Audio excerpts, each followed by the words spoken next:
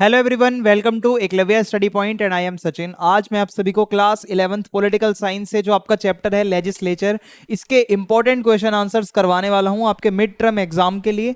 और अगर आपको ये क्वेश्चंस आप करके जाते हो तो मोस्टली आप एग्जाम में जितने भी टॉपिक्स आपके आएंगे ना, उससे मेन क्वेश्चन आप कवर कर लोगे।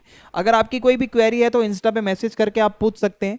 और अगर आपको हमारे फ्री पीडीएफ नोट्स को डाउनलोड करना है तो आप हमारे टेलीग्राम चैनल को ज्वाइन कर लें, जो कि है क्लास 11 ESP। और आप हमारी वेबसाइट को जरूर विजिट करें www.eklavyastudypoint.com। हमारी वेबसाइट पे आपको नोट्स भी मिल जाएंगे और आपको चैप्टर वाइज क्वेश्चन आंसर्स भी प्रोवाइड करवा दिए जाएंगे। तो अब हम आगे बढ़ते हैं। तो सबसे फर्स्ट क्वेश्चन है आज का हमारा, what is a legislature, what are its function. Legislature का मतलब क्या होता है? अगेन मैंने आपको बताया था, गवर्नमेंट के जो ऑर्गन्स होते हैं उसमें लेजिस्लेचर आता है, उसमें एग्जीक्यूटिव आता है और उसमें जुडिशरी आता है। लेजिस्लेचर का काम होता है लॉज को बनाना। So a legislature is a deliberative body elected, मतलब body of elected representatives that makes laws for the country.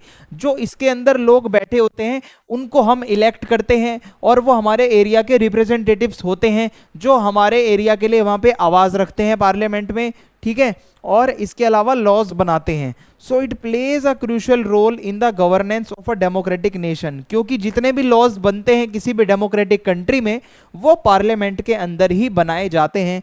So legislature काफ़ी इंपॉर्टेंट हो जाता है। इसका जो काम होता है, सबसे पहला प्राइमरी टास्क इसका है लॉ मेकिंग का। सबसे प्राइमरी फंक्शन यही होता है कि जो लेजिस्लेचर होता है वो लॉज को इनेक्ट करता है, अमेंड करता है और रिपील करता है। देखो इन तीन वर्ड का मतलब समझो।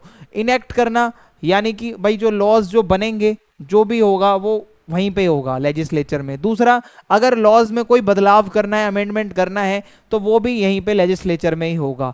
इसके अलावा जो हमारी एग्जीक्यूटिव ब्रांच होती है गवर्नमेंट की, जिसके अंदर हमारे जितने भी जो प्राइम मिनिस्टर वगैरह, मिनिस्टर्स, काउंसिल, जो भी नेता होते हैं, ठीक है, जो मेनली वो हमारी एग्जीक्यूटिव होती है। तो एग्जीक्यूटिव कोई भी काम अपनी मन मर्जी से ना करे, इसीलिए जो हमारा लेजिस्लेचर होता है वो एक कंट्रोल बनाकर रखता है एग्जीक्यूटिव के ऊपर। आपने अगर कभी देखा हो पार्लियामेंट का जब सेशन चलता है लोकसभा का, तो लोग जो होते हैं, मान लो मोदी जी हैं, तो उनके अपोजिशन में कौन है? राहुल गांधी है। तो राहुल गांधी इन पार्टी मोदी जी से क्वेश्चनिंग करती है, आपने ये क्यों किया, आपने वो क्यों किया। तो ये क्या है? एक फंक्शन है। पार्लियामेंट इसी तरीके से चलता है, वहां पे डिबेट होती है, ठीक है। तो यहाँ पे कंट्रोल रहता है एग्जीक्यूटिव के ऊपर पूरा पूरा, ओके। और इसके अलावा अगर मैं आपको बताऊं कि भाई क्वेश्चन आवर एक होता है, जब लोकसभा की डिबेट चल रही होती है तो एक क्वेश्चन आवर होता है, एक टाइम दिया जाता है, उसी पर्टिकुलर टाइम में आप क्वेश्चन कर सकते हो, ठीक है। तो क्वेश्चन वगैरह का काम भी यहीं पे होता है। इससे क्या है, कंट्रोल बना रहता है। ऐसा नहीं हमारे नेता कुछ भी मन मर्जी से कर लेंगे, उनको कोई बोलने वाला नहीं है। नो, जो भी नेता होगा उसको लोकसभा राज्यसभा में जवाब देना पड़ेगा अगर उससे पूछा जाएगा, ठीक है। और इसके अलावा मान लो एग्जीक्यूटिव है, फॉर एग्जाम्पल हमारी सेंट्रल गवर्नमेंट है, अगर लोगों को लगता है कि ये सही से काम नहीं कर रहे हैं तो होगा क्या, लेजिस्लेचर के अंदर यानी कि हमारे पार्लियामेंट में ये चीज भी है कि अगर लो कॉन्फिडेंस मोशन होता है या नो कॉन्फिडेंस मोशन होता है, कि मान लो ज्यादातर लोग इसमें वोट कर रहे हैं कि हमें ये गवर्नमेंट नहीं चाहिए, तो वो गवर्नमेंट वहां पे हट भी सकती है। ये भी एक पावर होती है लेजिस्लेचर की, याद रखना। इसके अलावा जितने भी जो गवर्नमेंट के बजट होते हैं, जो टैक्स होते हैं, जो भी पब्लिक एक्सपेंडिचर होता है, ऑल ओवर बजट, वो पार्लियामेंट में ही आता है, सबके सामने होता है, ट्रांसपेरेंसी होती है, सबको पता होता है कि कहाँ कहाँ गवर्नमेंट ने पैसा लगाया है। इसके अलावा रिप्रेजेंटेशन, जो लेजिस्लेटिव जो होता है, मतलब जो लेजिस्लेटिव असेंबलीज होती हैं या जो हमारा लेजिस्लेचर होता है, पार्लियामेंट होता है, वो वहाँ पे क्या है कि सारे रिप्रेजेंटेटिव ही तो बैठे होते हैं अलग अलग कॉन्स्टिट्यूएंट असेंबलीज के, ठीक है। अलग अलग MP होते हैं, MLAs होते हैं असेंबलीज में, ओके। तो ये हर एरिया का रिप्रेजेंटेशन करते हैं। अगला क्वेश्चन है, differentiate between the power of Lok Sabha and Rajya Sabha. ये मोस्ट इंपॉर्टेंट क्वेश्चन है, आप इसको तो जरूर याद करना। तो देखो इसमें हम डिफरेंस समझ लेते हैं क्या क्या है। तो देखो भाई, लोकसभा को also known as house of the people, Lok Sabha को हाउस ऑफ द पीपल भी कहा जाता है। और मेंबरशिप की बात करें तो मेंबर्स जो होते हैं वो directly elected by the people of India through general elections. एक वोटिंग का सिस्टम होता है, आप जाते हो वोट डालने और आप अपने एरिया का MP चुनते हो। टोटल मेंबर की बात करें तो इसमें ये चीज याद रखना, ये जो 2 मेंबर नॉमिनेट होते थे ये सिस्टम अब खत्म कर दिया गया है, ठीक है। सो आप यहाँ पे मान के चलो 550, यहाँ पे ये जो 2 एक्स्ट्रा वाला है ये सिस्टम अब खत्म है। और 530 रिप्रेजेंटेटिव्स होते हैं स्टेट्स के, 20 रिप्रेजेंटेटिव्स होते हैं यूनियन टेरिटरीज के। ये जो 2 एंग्लो इंडियन थे ये अब हटा दिया है सिस्टम। तो ये मेंबर की बात हो गई, ठीक है। अब अगर हम देखें इसके अपोजिट में राज्यसभा है। राज्यसभा को काउंसिल ऑफ स्टेट्स भी कहा जाता है। और ये चीज याद रखना कि राज्यसभा के मेंबर इनडायरेक्टली इलेक्ट होते हैं। अब ये सबसे मेजर डिफरेंस है।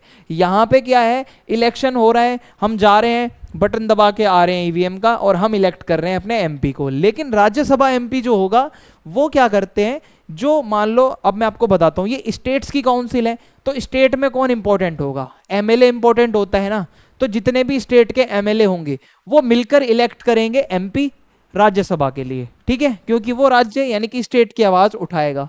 फिर आता है टर्म लेंथ कितनी होती है भाई इनकी, तो 5 साल तक होता है अनलेस डिसॉल्व अर्लियर। ये डिसॉल्व भी हो सकता है, याद रखना। लोकसभा अगर बीच में गवर्नमेंट खराब हो जाती है, सरकार गिर जाती है, तो क्या होगा, लोकसभा जो है वो डिसॉल्व हो जाएगी। 5 ईयर इसकी टर्म लेंथ होती है। जबकि राज्यसभा जो है इसमें क्या है, मैक्सिमम 250 मेंबर्स होते हैं। ये मेंबर्स वाला याद रख लो पहले, जहां 238 जो होते हैं वो स्टेट्स के होते हैं और यूनियन टेरिटरीज के होते हैं।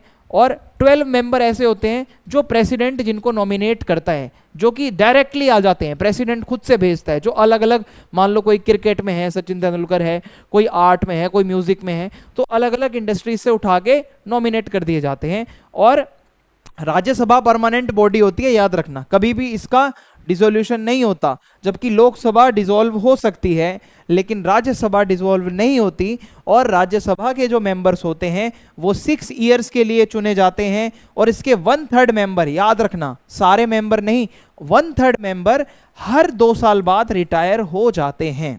तो ये इनकी टर्म लेंथ दोनों की बता दी मैंने। फिर बात करें प्रिसाइडिंग ऑफिसर कौन होता है, यानी कि मेन अध्यक्ष कौन होता है, तो भाई लोकसभा के अंदर तो लोकसभा का स्पीकर होता है, ठीक है, जो सब कुछ डिबेट्स को हैंडल करता है। राज्यसभा के अंदर कौन होता है, वाइस प्रेसिडेंट। जो इंडिया का वाइस प्रेसिडेंट होता है वो राज्यसभा का प्रिसाइडिंग ऑफिसर भी होता है, जो कि मेन संभालता है पूरी डिबेट्स को। आगे बढ़े, इतना आपको डिफरेंस समझ आ गया, तो अब और समझो। अब भाई लेजिस्लेशन यानी कि लॉ मेकिंग में क्या रोल होता है दोनों का, वो समझते हैं। तो देखो भाई, जितने भी लॉ होते हैं कंट्री से रिलेटेड, मोस्टली वो राज्यसभा में नहीं लोकसभा में आते हैं। और जो मनी बिल्स होते हैं, मनी से रिलेटेड बिल्स, वो तो आते ही लोकसभा में हैं। और राज्यसभा क्या करता है, जितने भी बिल्स होते हैं उसको रिव्यू करता है, अगर उसमें कुछ बदलाव करना है तो वो सजेस्ट करता है, अमेंडमेंट करने के लिए बोलता है।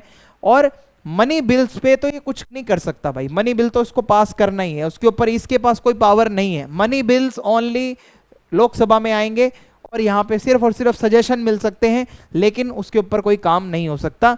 और अगर हम देखें पावर की बात करें तो फाइनेंशियल मैटर में सबसे ज्यादा पावर लोकसभा के पास ही होती है, ठीक है। और इसके अलावा जो लोकसभा है उसके अंदर केस, देखो लोकसभा से ही सरकार बनती है। जिस पार्टी के सबसे ज्यादा एमपी होंगे लोकसभा में वो ही देश के अंदर गवर्नमेंट बनाता है। वहीं अगर हम यहाँ पे बात करें राज्यसभा, तो इसके पास थोड़ी पावर कम होती है, ठीक है। और ये स्टेट्स और यूनियन टेरिटरीज के बारे में ज्यादा बात करता है रेदर देन कंट्री के बारे में, ठीक है। और मनी बिल्स की बात करें, मैं बार बार बता रहा हूं, money bills can only be introduced इन लोकसभा। लोकसभा के अलावा मनी बिल्स कहीं और नहीं जाएंगे। और एक बार अगर पास हो गया लोकसभा में कोई मनी बिल, जैसे जीएसटी से रिलेटेड कोई बिल है, डिमोनेटाइजेशन से रिलेटेड कुछ है, या कोई भी टैक्स, मनी, पैसा कुछ भी है ऐसा, तो वो अगर लोकसभा में पास हो चुका है तो राज्यसभा सिर्फ सजेशन दे सकता है, उसमें रिजेक्शन वो नहीं कर सकता। और वो बिल उसको 14 डेज के अंदर अंदर वापस देना होगा उसको अप्रूव करके, तो उसको रोक नहीं सकता कोई भी। तो राज्यसभा में क्या होता है कि भाई मनी बिल्स रिजेक्ट नहीं हो सकते, ठीक है। और ना ही यहाँ पे मनी बिल्स की डिस्कशन भी होती है वैसे इंट्रोडक्शन वाला, कि भाई मनी बिल है हम यहाँ पे इंट्रोड्यूस कर रहे हैं, नो, कोई इंट्रोडक्शन नहीं होता, कोई रिजेक्शन नहीं होता राज्यसभा में। सिर्फ और सिर्फ सजेशन दे सकते हो अगर लोकसभा से वो बिल आया है, और 14 डेज के अंदर अंदर आपको वो बिल वापस देना है। फिर अगर हम बात करें गवर्नमेंट के फॉर्मेशन में क्या रोल होता है, तो इंडियन गवर्नमेंट तो भाई बनती ही लोकसभा से है ना। गवर्नमेंट में कौन होता है, प्राइम मिनिस्टर है, काउंसिल ऑफ मिनिस्टर है, तो लोकसभा में मेजोरिटी होगी, वो ही तो गवर्नमेंट बनाएगा। लेकिन राज्यसभा कोई रोल प्ले नहीं करती, डायरेक्ट रोल जिसमें गवर्नमेंट पे कोई असर पड़ता हो। गवर्नमेंट फॉर्मेशन में राज्यसभा का रोल ना के बराबर होता है बिल्कुल। और डिसोल्यूशन की बात करें तो लोकसभा को आप डिसॉल्व कर सकते हो अगर प्रेसिडेंट चाहे, ठीक है, on the advice of PM. लेकिन राज्यसभा कभी भी डिसॉल्व नहीं हो सकती, ये एक परमानेंट बॉडी होती है, परमानेंट हाउस होता है। अगला क्वेश्चन है हमारा, how a bill becomes a law in India, how does parliament make laws. जो हमारा इंडिया है उसमें कोई भी कानून कैसे बनता है, एक लॉ कैसे बनता है, हमारा पार्लियामेंट कैसे लॉ बनाता है, अब इसके ऊपर हम डिस्कस करेंगे। तो देखो होता क्या है, कोई भी कानून बनने से पहले वो एक बिल होता है, और उसको बिल में क्या होता है, उसके ऑब्जेक्टिव्स लिखे होते हैं कि आखिर हम क्या कानून बनाने जा रहे हैं, उसके फीचर्स लिखे होते हैं, उसकी मेन बातें दी होती हैं। तो मैं आपको ना एक सिंपल मेथड से समझा देता हूं। सबसे पहला स्टेप होता है ड्राफ्टिंग करना। होता क्या है, बिल को बनाया जाता है और बिल को ड्राफ्ट किया जाता है by the government of India, या फिर कोई एमपी होगा जो इस बिल के बारे में एक ड्राफ्टिंग करेगा, उसका ड्राफ्ट बनाएगा। सेकंड में क्या होता है, स्टेप में फर्स्ट रीडिंग होती है, जो वो ड्राफ्ट बनाया है उसको पढ़ के बताएगा, इंट्रोड्यूस करेगा। सो जो बिल होगा वो इंट्रोड्यूस किया जाएगा लोकसभा या फिर राज्यसभा में, उसको पढ़ के बताया जाएगा और उसकी फोटोकॉपी बांटी जाएगी जितने भी मेंबर बैठे होंगे, ठीक है। यहां पे याद रखना, फर्स्ट रीडिंग में कोई डिबेट नहीं होगी, इसमें सिर्फ सुनना है ध्यान से कि गवर्नमेंट क्या कानून बनाने जा रही है, कौन सा वो बिल है, उसके फीचर्स क्या हैं। सेकंड रीडिंग जब होगी तो और डिटेल में उसको बिल को पढ़ा जाएगा, और इसके अलावा ये बिल को बहुत डिटेल में डिस्कस किया जाएगा, और जितने भी मेंबर्स बैठे होंगे पार्लियामेंट में वो सजेशन दे सकते हैं कि अगर इसमें कोई कमी लग रही है तो, ठीक है। और उसके बाद जो अपनी पार्लियामेंट्री कमेटीज होती हैं उनको वो बिल भेज दिया जाता है कि उसको रिव्यू कर लें कि बिल में कोई दिक्कत तो नहीं है, अगर कल को अगर हम इसे कानून बनाए तो कोई प्रॉब्लम तो नहीं आएगी अकॉर्डिंग टू कॉन्स्टिट्यूशन। फिर उसके बाद अगला स्टेप आता है थर्ड रीडिंग का। थर्ड रीडिंग में फाइनल डिस्कशन होता है और वोटिंग का टाइम आता है। यहां पे मचता है बवाल, जो हो हल्ला होता है, लड़ाई झगड़ा होता है ना पार्लियामेंट में, वो इसी स्टेप में होता है। हो गया भाई, जो बिल है उसके ऊपर डिबेट होगी। कोई बोलेगा गवर्नमेंट ने बहुत बेकार बिल बनाया है, ये लॉ नहीं बनना चाहिए, कोई बोलेगा कि बहुत अच्छा है, कोई तो उसके सपोर्ट में होगा, कोई उसके अगेंस्ट में होगा। फिर लास्ट में कैलकुलेट किया जाएगा वोटिंग कितनी हुई है, कौन से बंदे ऐसे हैं जो चाहते हैं बिल को लॉ बनाए, कौन बंदे ऐसे हैं जो चाहते हैं लॉ ना बने। फिर जो भी मेजोरिटी होगी फिर वो उसके अकॉर्डिंग आगे होगा, ठीक है। अगर लोकसभा में पास हो गया, मेजोरिटी ऑफ लोगों ने बोला कि बिल अच्छा है, तो वो बिल चला जाएगा दूसरे हाउस में। फॉर एग्जांपल लोकसभा में बिल आया था तो वो राज्यसभा में चला जाएगा, राज्यसभा में बिल आया था तो लोकसभा में आ जाएगा। तो इस तरीके से फिर वो अमेंडमेंट अगर उसमें कुछ करना है, भाई लग रहा है कि हाँ बिल तो आया है, अब उसको देखो अगर उसमें कोई कमी है या नहीं है, फिर वापस उसको भेज दिया जाएगा। देन क्या होगा, consideration in the other house. देखो भाई, ये मैंने आपको अभी अभी बता दिया है कि अगर लोकसभा में कोई बिल पास हुआ है तो वो राज्यसभा में जाएगा रिव्यू के लिए, और सिमिलर स्टेप होता है, राज्यसभा में पास हुआ है तो लोकसभा में आएगा। और ये फिर उसके बाद जब वो दूसरे हाउस में जाएगा, फिर फर्स्ट सेकंड थर्ड रीडिंग होगी, फिर डिबेट होगी, और अगर दोनों हाउसेस में वो बिल पास हो चुका है तो फिर वो जाएगा प्रेसिडेंट के पास, प्रेसिडेंट का साइन होगा, उसके बाद वो लॉ बनेगा। कोई भी कानून ऐसे ही नहीं बनता, प्रेसिडेंट जब तक साइन नहीं करेगा जब तक वो लॉ नहीं बनेगा। सो वो बिल जाता है प्रेसिडेंट ऑफ इंडिया के पास में, और प्रेसिडेंट उसको चाहे तो रिटर्न भी कर सकता है कि भाई ले जाओ उसे वापस, दोबारा डिस्कस करो, मुझे पसंद नहीं आया। और दोबारा से अगर वो गया पार्लियामेंट में बिल और दोबारा से पास हो गया दोनों हाउसेस में, तो प्रेसिडेंट को तो साइन करना ही पड़ेगा फिर यहाँ पे, ठीक है। और लॉ कैसे बनेगा, फिर जब प्रेसिडेंट साइन कर देगा तो वो फिर एक ऑफिशियल लॉ बन जाएगा और पूरे कंट्री में लागू हो जाएगा, ठीक है। फिर है हमारा next question, how does the parliament control the executive in India. हमारा पार्लियामेंट जो होता है वो हमारी गवर्नमेंट ऑफ इंडिया एग्जीक्यूटिव जो होता है उसको कैसे कंट्रोल करता है, आइए देखते हैं। तो देखो, सबसे पहले पार्लियामेंट के अंदर क्वेश्चन आवर होता है, जहां पे सभी जो अपोजिशन वाले होते हैं वो गवर्नमेंट से क्वेश्चन कर सकते हैं, ठीक है। जो एमपी होते हैं ना, वो अपने अपने गवर्नमेंट के मिनिस्टर्स से क्वेश्चन कर सकते हैं, आपने जो काम किया है वो कैसे किया, आपकी ये पॉलिसी से कितना फायदा हुआ, आपने जो ये डिसीजन लिया इसका क्या हुआ। तो जितना भी जो भी क्वेश्चन करना है वो क्वेश्चन आवर में ही होगा। दूसरा स्टेप होगा यहाँ पे डिबेट एंड डिस्कशन। तो जो गवर्नमेंट की पॉलिसीज होती है उस पर डिबेट होती है, जितने भी एमपी होंगे वो डिस्कस करेंगे, डिबेट करेंगे गवर्नमेंट की पॉलिसीज प्रोग्राम्स के ऊपर, ठीक है। और गवर्नमेंट को सुनना भी पड़ेगा भाई, ऐसा नहीं है कि गवर्नमेंट मनमर्जी से कुछ भी करेगी, नो, गवर्नमेंट को सुनना पड़ेगा जितनी भी डिबेट्स डिस्कशंस होंगी उसको, और फीडबैक लेना पड़ेगा। तीसरा है वोट ऑफ नो कॉन्फिडेंस, यानी कि गवर्नमेंट को ही हटा देना। अब मान लो फॉर एग्जांपल राहुल गांधी है, वो अपोजिशन में है, अगर वो चाहता है मोदी जी को हटाना है, अब इलेक्शन तो होंगे नहीं ना दोबारा, अगर वो चाहे तो अभी भी हटा सकता है, अगर उसको मेजोरिटी मिल जाती है लोकसभा में। अगर वो ये कहता है स्पीकर को कि भाई हम चाहते हैं कि गवर्नमेंट को हटा दें, हमें कॉन्फिडेंस बिल्कुल भी नहीं है, नो कॉन्फिडेंस मोशन अगर आता है और सारे एमपी अगर ये कह देते हैं कि हाँ भाई गवर्नमेंट सही से काम नहीं कर रही, इसको हटाना है, तो आप सुन लो कि गवर्नमेंट हट भी सकती है, ठीक है। अगर मेजोरिटी ये बोलेगी कि हाँ भाई लो कॉन्फिडेंस मोशन जो होता है वो पास हो जाता है, तो गवर्नमेंट को हटना पड़ेगा। फिर है बजट का अप्रूवल। अब गवर्नमेंट मनमर्जी से बजट नहीं बनाती, बजट का भी डिस्कशन होता है पूरा। तो गवर्नमेंट जो होती है वो पैसा ऐसे ही खर्च नहीं करती, पार्लियामेंट के अप्रूवल के बिना पैसा खर्च नहीं होता। एमपी जो होते हैं वो बजट को अप्रूव करते हैं, ठीक है। इसके अलावा पार्लियामेंट्री कमेटीज भी होती हैं भाई, जो कि और डिटेल में एग्जामिन करती हैं, कोई भी बिल है उसको, कोई गवर्नमेंट की पॉलिसी प्रोग्राम है उसको सही से डिटेल में उसको एग्जामिन करती है और गवर्नमेंट की एक्टिविटीज़ के ऊपर नज़र रखती है, और मिनिस्टर्स को सजेस्ट भी कर सकती है कि आप ये सुधार कर लो या इम्प्रूवमेंट कर लो। तो इस तरीके से आप कह सकते हो लेजिस्लेचर जो है हमारा वो पूरा कंट्रोल रखता है। इसके अलावा एक और चीज़ होती है एडजोर्नमेंट मोशन। इसका मतलब होता है कि भाई एक तो मैंने आपको बोला था क्वेश्चन आवर होता है जिसमें सवाल जवाब होते हैं, उसके अलावा आप सवाल जवाब नहीं कर सकते।